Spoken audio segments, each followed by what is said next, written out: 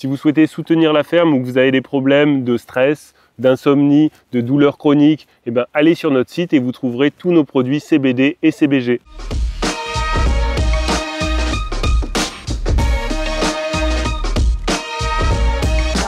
Un outil indispensable dans notre mode de production, ça va être la bâche. Donc on utilise beaucoup de bâches plastiques et du coup on les utilise pourquoi? Principalement au début pour du désherbage. Donc la bâche, c'est vraiment l'outil de désherbage le plus efficace puisque finalement grâce à la bâche on va pouvoir occulter notre sol et en fait une plante, si elle n'arrive pas à faire de photosynthèse, elle ne va pas pouvoir pousser et donc grâce à un bâchage long on peut arriver à se débarrasser de n'importe quelle plante. Et en utilisant les bâches, on s'est aperçu que, outre être un outil très efficace de gestion de l'enherbement, c'était aussi un outil agronomique très performant,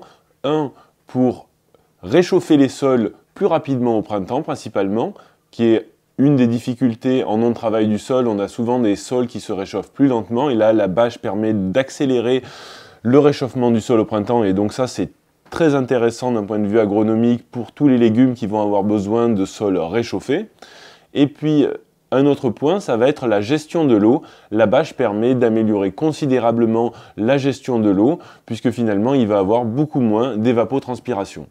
Donc des bâches, il y en a de plusieurs types. On a commencé par utiliser des bâches tissées. Alors les bâches tissées, c'est des bâches qu'on achète parce que c'est difficile de récupérer de la bâche tissée. Donc toutes les bâches tissées qu'on a achetées, c'était des bâches en 130 grammes. Donc une bâche tissée, ça vaut à peu près 70 centimes du mètre carré. Et l'avantage de la bâche tissée, c'est qu'elle est très résistante mécaniquement et donc la manutention est assez aisée. Si on regarde le côté occultation, la bâche tissée va tuer les plantes qui sont sous la bâche, mais vu qu'elle est tissée, la bâche, il y a quand même un tout petit peu de lumière qui filtre à travers les mailles de la bâche. Et donc l'occultation pour tuer une bâche va prendre plus de temps qu'avec une bâche totalement opaque. Pour ce qui est du réchauffement du sol, la bâche tissée augmente le réchauffement du sol, mais moins qu'une bâche noire d'ensilage.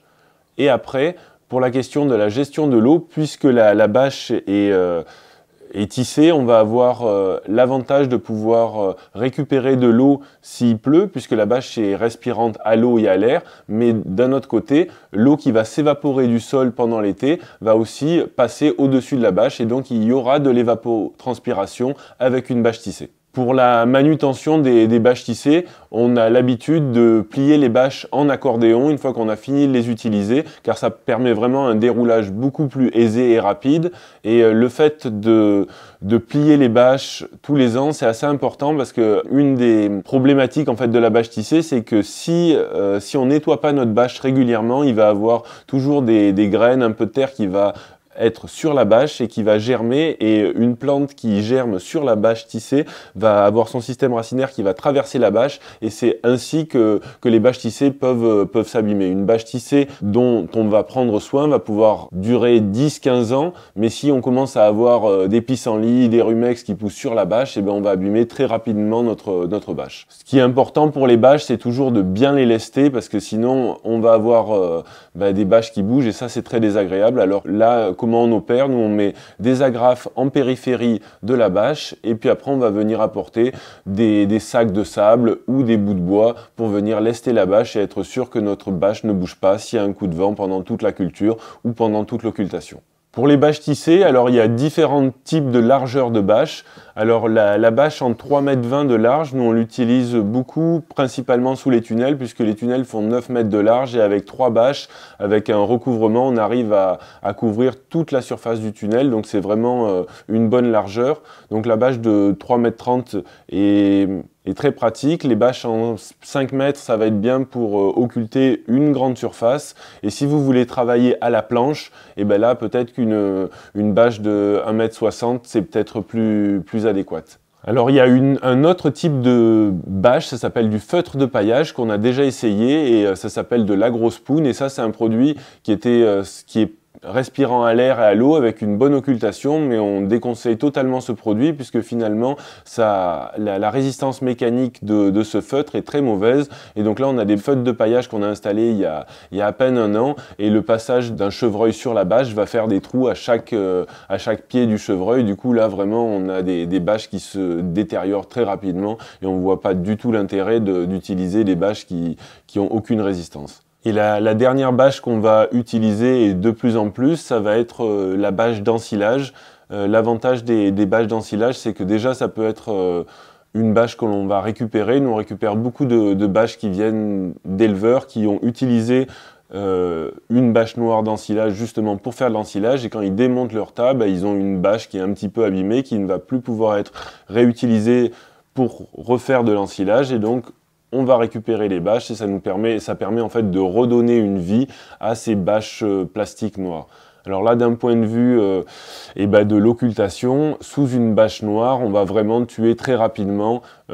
toutes les plantes qui va y avoir dessous, puisqu'il y a très peu de lumière qui filtre, et ça va être aussi le fait que peu de lumière filtre, ça va être aussi intéressant pour des cultures comme une culture de pommes de terre sous bâche d'ensilage, où finalement le tubercule va être protégé des UV et du verdissement, même s'il est quasiment juste sous la bâche. Pour ce qui est du réchauffement des sols, une bâche d'ensilage noire va réchauffer les sols encore plus rapidement qu'une bâche tissée, et donc là gagner 1 degré au printemps, c'est toujours mieux. Ça va permettre à nos cultures d'été qu'on a repiquées en godet de repartir plus rapidement, et vraiment 1-2 degrés, des fois ça fait toute la différence. Pour ce qui est de la gestion de l'eau, aussi assez incroyablement que ça puisse paraître, en fait, c'est vrai que sur une bâche d'ensilage, quand il y a de l'eau qui tombe par-dessus, il y a de l'eau qui reste des fois en poche et qui va s'évaporer, mais la plupart de l'eau qui tombe sur la bâche trouve quand même un trou de plantation ou une fissure dans la bâche pour s'infiltrer. Et ce qui est assez incroyable, c'est de voir que puisque la bâche est à peu près étanche,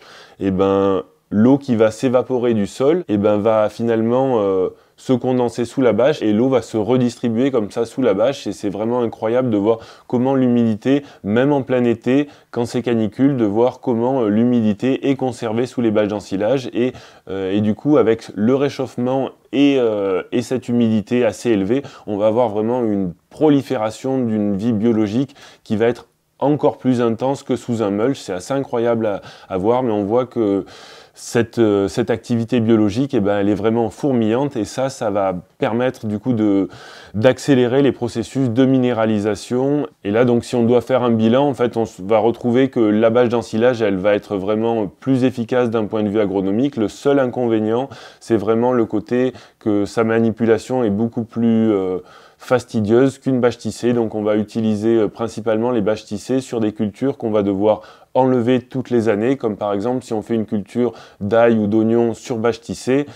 puisqu'il faut enlever la bâche pour la récolte, c'est pas un problème, et au contraire la bâche tissée va favoriser la manutention, donc ça va être une culture qu'on va faire sur bâche tissée. Par exemple, sur une culture de patates douces où il faut couper le feuillage, enlever la bâche pour pouvoir récolter les tubercules, là aussi on va utiliser une bâche tissée parce que la manutention va être la plus facile et la plus aisée. Par contre, sur une planche où on pourrait laisser la bâche 2 ou 3 ans, la bâche d'ensilage va être beaucoup plus efficace, puisque on va gagner d'un point de vue agronomique, et si on la laisse plusieurs années, au final le temps de manutention sera réparti et tout à fait acceptable. Donc là on vient d'enlever une bâche de toile tissée qui faisait à peu près 1 mètre de large et qu'on avait mis le long de la haie pour éviter l'enherbement de vivaces qui étaient sur la haie, qui viennent salir nos planches de culture de ce côté-là. Et donc la bâche, elle est restée 2-3 ans, et ce qu'on peut voir, c'est que au bout d'un certain temps, sous la bâche, on va avoir la matière organique qui va se faire digérer par notre activité biologique, par notre sol. Donc on va avoir notre sol qui va devenir de plus en plus humifère, de plus en plus noir, avec de plus en plus d'humus. Mais on voit qu'à un moment, là, quand le sol n'est plus recouvert, n'est plus mulché par un paillis de matière organique, on va avoir comme un sol à nu, un sol qui commence à fissurer.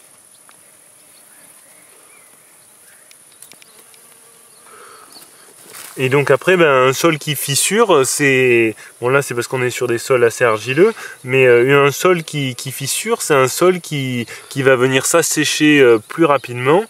Ça montre bien que une bâche, à un moment, va falloir l'enlever pour pouvoir lui redonner de la matière organique à digérer pour que le sol continue à être bien en vie, quoi.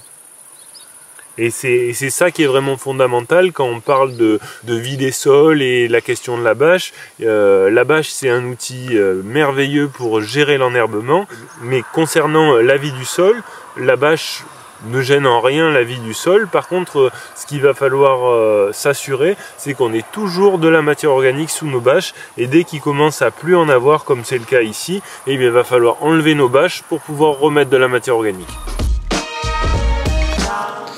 Donc là on a le lestage des bâches pour pas que ça bouge, et puis on va avoir aussi l'occultation des trous de plantation pendant l'hiver avec du broyat, 1 pour nourrir la vie du sol et 2 pour éviter le désherbage au printemps.